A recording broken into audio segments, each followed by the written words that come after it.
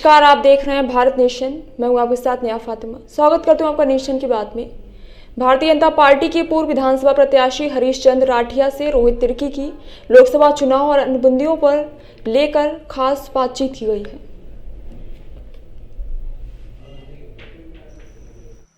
नमस्कार, मैं हूं रोहित तिर्की। आप देख रहे हैं भारत नेशन। इस वक्त हमारे बीच में हमारे पूर्व भाजपा के लोकप्रिय प्रत्याशी हरीश चंद्र राठिया जी मौजूद हैं।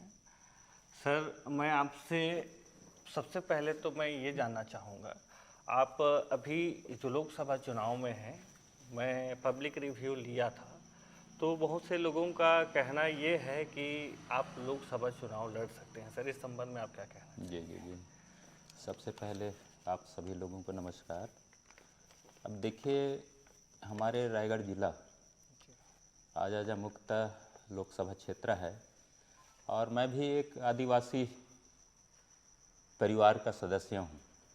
पिछले भारतीय जनता पार्टी ने मुझे धर्मजयगढ़ विधानसभा क्षेत्र में विश्वास करके प्रत्याशी के रूप में मैदान उतारा था। कुछ हमारा कमजोरी के कारण यहाँ सीट को नहीं जिता पाए और अभी मैं भी एक आदिवासी होने के नाते मैं भी रायगढ़ लोकसभा क्षेत्र में दावेदार किया। सर, अभी लोकसभा चुनाव काफ़ी नज़दीक है और चुनाव को लेकर आपकी क्या तैयारी है? अब देखिए, चुनाव के लेकर के तो बहुत बढ़िया अभी भारतीय जनता पार्टी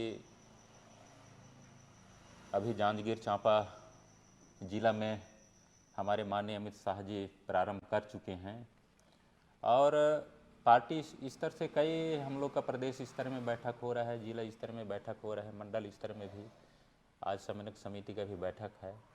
तो चुनाव के दृष्टि में हमारे भारतीय जनता पार्टी बहुत तैयारी कर चुका है और हम लोग भी अपने अपने मंडल स्तर में, अपने अपने विधानसभा स्तर में भी हम लोग को भी जहाँ जहाँ हम लोग को जवाबदारी दिया गया है, हम लोग भी अपने जनसंपर्क में लगे हैं। हमारे भारतीय जनता पार्टी के घर चलो अभियान हर जनता के बीच में पहुँच रहे हैं। तो ये चुनाव का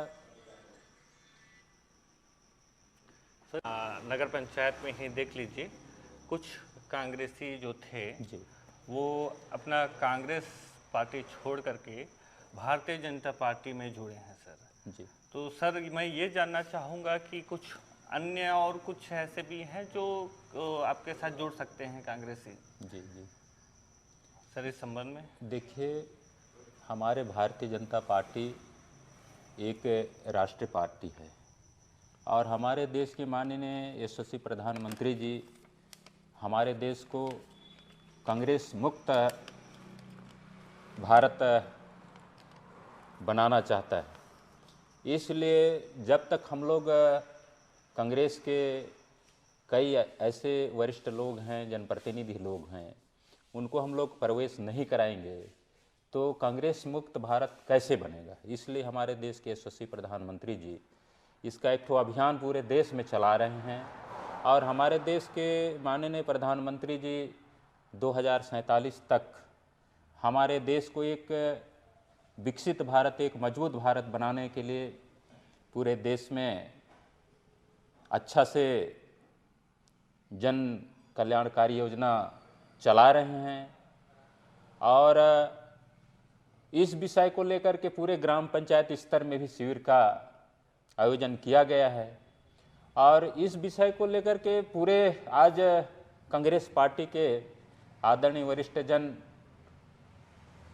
मोदी को देख करके पूरे देश में अच्छा से विकास हो रहा है। इससे जो है आकर्षित होकर के आज नगर पंचायत के धर्मजयगढ़ के अध्यक्ष श्रीमती अरुण श्याम साहू जी जो बीजेपी में प्रवेश हुए हैं, इनको मैं बहुत बहुत धन्यवाद देता हूं क्योंकि 10 साल के कार्यकाल में हमारे धर्मजयगढ़ विधानसभा क्षेत्र में कांग्रेस का विधायक आदरणीय लालजीत सिंह राठिया जी रहा और उनका सरकार 5 साल छत्तीसगढ़ में भी रहा, माननीय भूपेश बघेल जी का।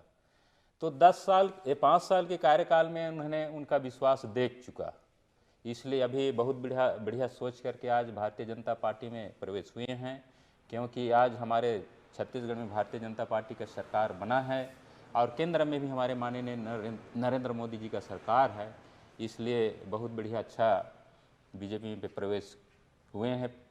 ये बहुत बढ़िया उनके लिए हमारे नगर पंचायत क्षेत्र में बहुत बढ़िया एक ठो अच्छा विकास होगा। क्योंकि जब तक हम सरकार के साथ मिलकर के नहीं चलेंगे, विधायक तो कांग्रेस पार्टी का है लेकिन उनका सरकार नहीं है छत्तीसगढ़ में, इसलिए उनका विश्वास खो चुका है कि इनके साथ हम रहेंगे तो विकास भी नहीं होगा। इसलिए भारतीय जनता पार्टी में इन्होंने बहुत बढ़िया प्रवेश किए हैं। लोकसभा की दृष्टि से देखा जाए या फिर विधानसभा हमारे धर्मजयगढ़ में देखा जाए तो आज भारतीय जनता पार्टी में आप एक प्रमुख चेहरा के रूप में आप उभरे हैं और भारतीय जनता पार्टी के हमारे धर्मजयगढ़ विधानसभा से आप पूर्व प्रत्याशी भी रहे हैं। और आज मैं आपसे कुछ देश से संबंधित कुछ सवाल मैं आपसे करना चाहूँगा, जिसमें एमएसपी है। देश में आज एमएसपी को लेकर के किसान आज सड़कों पर उतर आए हैं, तो उस पर आप क्या कहना चाहेंगे सर? देखिए, यह मामला राष्ट्रीय स्तर का मामला है, मुद्दा है और हमारे देश के माननीय कई केंद्रीय मंत्री ने इस विषय को लेकर के किसानों से मिल करके बात करने का प्रयास भी किया है और यह मुद्दा राष्ट्रीय स्तर का मुद्दा है। इस विषय को राष्ट्रीय स्तर से हमारे माननीय केंद्रीय मंत्री करेंगे इनका समाधान।